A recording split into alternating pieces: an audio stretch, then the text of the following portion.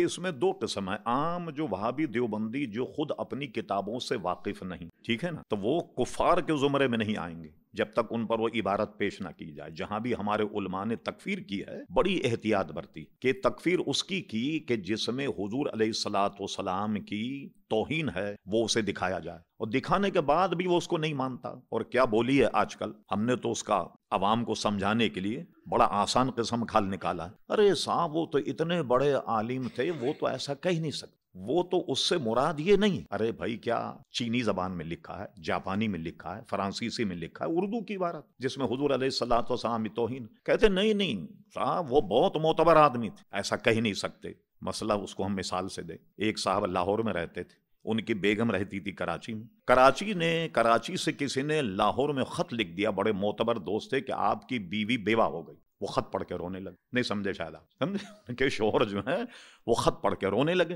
انہوں نے کہا پاگل ہو گئے، تم زندہ ہو تو بیوی کیسے بیوہ ہو گئی؟ کہنے لگے یار بات تو تم ٹھیک کہتے ہو، مگر جس نے خط لکھا نا وہ بڑا معتبر آدمی، وہ جھوٹ نہیں بول سکتا. یہ کیس ہے ان کا، سمجھ گئے آپ کہ صاحب صریحاً عبارت آپ دکھائیے کفریہ. کہتے ہیں کہ صاحب نہیں وہ تو بہت معتبر آدمی، بڑے آدمی، تو ایسا تو لکھ ہی نہیں سکتے. اور یہ طبقہ یہ ہے کہ خالی درود و سلام میں الجھا ہوا ہے، تو اس کی تکفیر ہم نہیں کرتے. تکفیر کب کرتے ہیں کہ باضابطہ ان کی عبارت دکھائی جائے، یہ ہے آپ کے مولوی عالم نے یہ لکھا ہے یا نہیں؟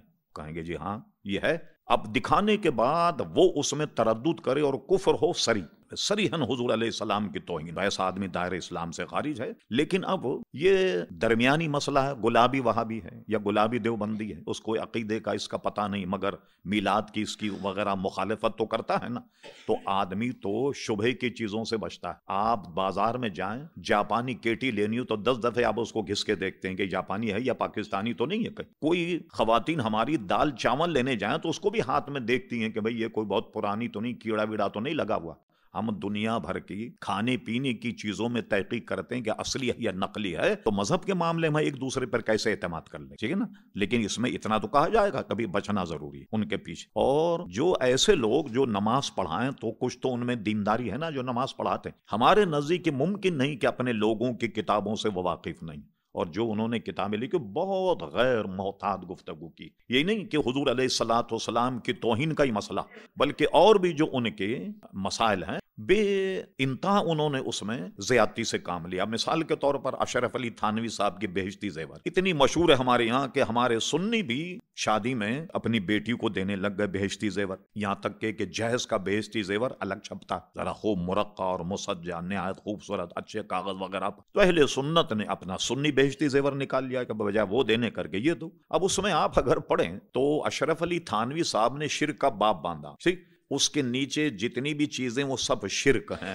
صحرا باندھنے کو بھی شرک لکھا. اب آپ بتائیے کہ صحرا باندھنا جو ہے وہ بھی شرک. ارے بھائی کیا اللہ کے صحرا باندھا جاتا ہے؟ معاذ اللہ، جو بندے کے باندھنا شرک. بھائی شرک تو وہ ہوگا جو معاملہ اللہ سے کیا جائے، وہ بندے کے ساتھ کیا جائے، شرک تو وہ ہوگا. تو اشرف علی تھانوی صاحب نے بہشتی زیور میں صحرا باندھنے کو بھی شرک لکھا. اب میں خالی بات سمجھانے کے لیے کچھ ہم لوگوں نے ایسے ذہنی طور پر کچھ مسائل ایسے رکھے جس سے آدمی جو ہے وہ ذرا ہمارے مقدمے کو آسانی سے سمجھ لے. اس لیے کہ عوام کو سمجھانا ہو تو علماء کو تو نہیں سمجھانا ہو. تو وہ کہتے ہیں کہ کوئی، اب تو خیر رواج ہی ختم ہو گیا، کوئی صاحب دولہا صحرا باندھ کر کے جب آئے تو قاضی صاحب تھے بد مذہب کوئی، انہوں نے کہا توبہ توبہ توبہ یہ شرک ہے. کیا حضور علیہ السلام نے صحرا باندھا؟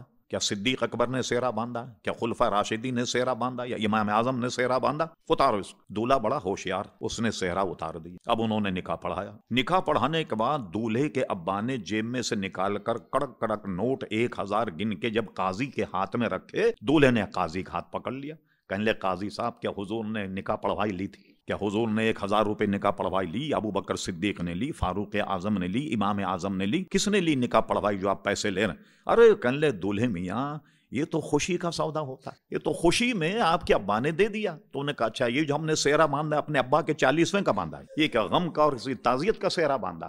تو جب خوشی میں بھائی یہ جائز ہے نظر آنا تو صحرا باندھنا بھی خوشی میں جائز، سمجھے؟ تو اشرف علی تھانوی صاحب نے صحرا باندھنے کو شرک میں شمار کیا. یعنی کیا مطلب ہوا شرک کا؟ کہ کوئی اگر صحرا باندھ لے وہ گیا اسلام سے. اللہ اکبر، اس طریقے سے مسلمانوں کو نکالو تو کئی مسلمان بنیں گے بھائی. تو فقہی مسائل میں بھی انہوں نے بے انتہا. اب جیسے آپ کو تعجب ہوگا، میلاد النبی کی چیز کھانا حرام، شرک ہے. नाजायज फतावा रशीदिया उठा करके देख। और उन्हीं मुफ्ती से किसी ने पूछा होली और दिवाली की जलेबियां और नुक्ती खाना कैसा, कहने वो जायज। ये कैसा हसद है, ये कैसा बुग़्ज़ है कि हुजूर के मीलाद की शीरनी तो नाजायज है और दिवाली और जनाब हिंदुओं के जो वो होते हैं दिवाली और दशहरा वगैरह, उसकी नुक्ती और उसकी बूंदी खाना जो है वो जायज। अब हम अंदाजा लगाइए कि कहाँ जा रहे हैं ये लोग, किस तरफ जा रहे हैं। इसलिए हम बार बार मना करते हैं कि भाई अपने आप को इन लोगों से बचाइए।